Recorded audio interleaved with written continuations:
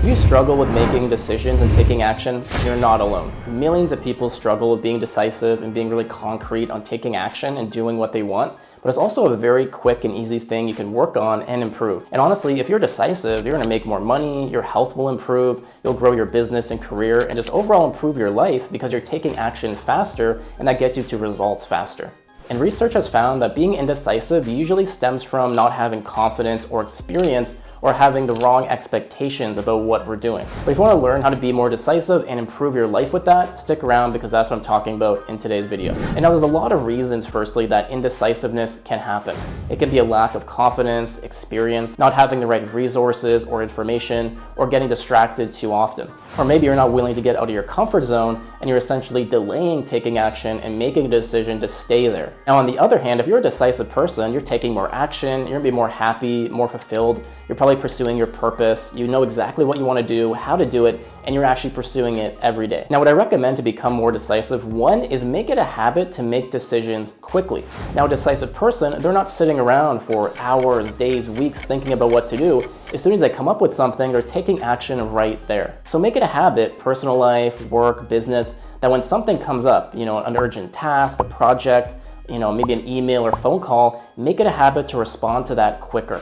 Don't delay. Even if just a few minutes more quickly, that's still a good improvement. Do that over time, it's gonna compound. We tend to make good decisions based on, one, having the right information, and two, how we perceive that information. Now, what that means is that you have good information that you've researched, you have the right data to make a decision with, but also it is important and urgent to you. Obviously, if something really isn't urgent or high on our priority list, we're gonna be a lot less likely to worry about it and wanna make a decision. But if you believe something is urgent and important for your life, then you're gonna be more willing to act quickly on it. And that means you should make these things important mentally. Actually put it high on your priority list, but also make sure that you're setting a deadline to make a decision. Maybe it's not even necessarily to complete the project or task, or make that phone call, whatever it is, but you're actually making a deadline to make a decision. This was something I learned from Getting Things Done by David Allen, and that concept is that you can have open loops. If you've ever kind of had something going through your head all day, all week, and you're worrying about it, that's an open loop.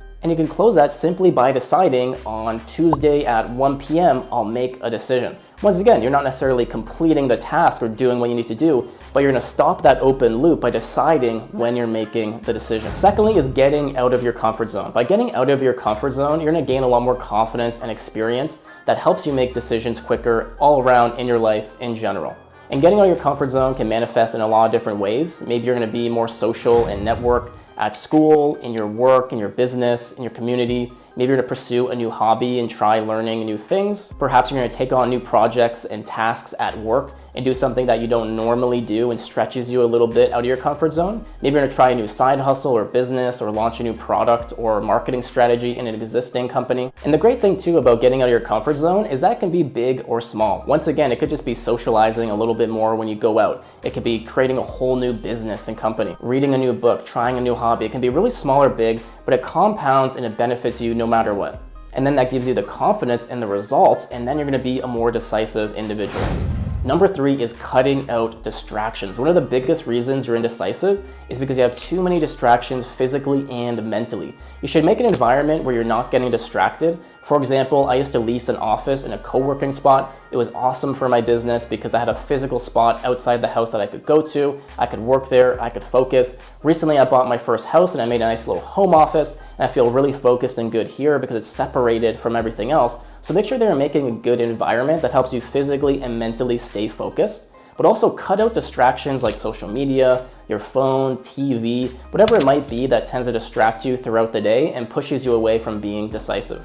Something I struggled with when I was younger is that I would consume way too much content from way too many people.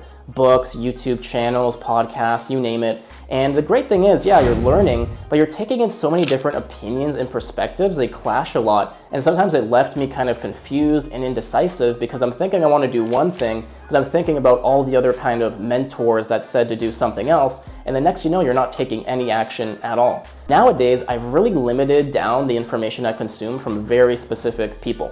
For example, if I want to learn about business and marketing, I primarily get that from Alex Hormozi. If I want to learn about different topics, there's usually one person that I watch on YouTube or read their books. And this has given me so much peace of mind and clarity and made me so much more decisive and productive.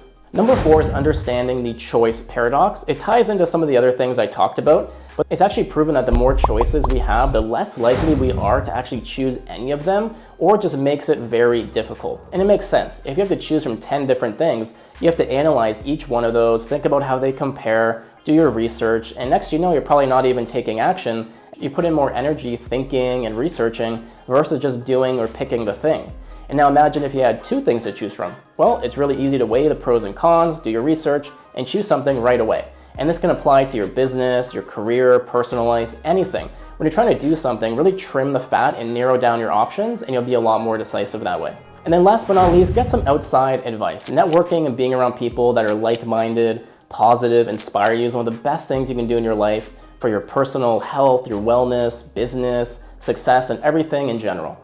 And so what I like to do if you want to be more decisive is share your questions and your ideas with other people. I mentioned in one of my past videos that I do a mastermind with some of my best friends about every month. And it's such a great opportunity just to talk about not only our success, but our questions, our struggles, and things we need help with. And you get these outside perspectives and ideas that you probably wouldn't have come up with yourself, and it helps you take more action.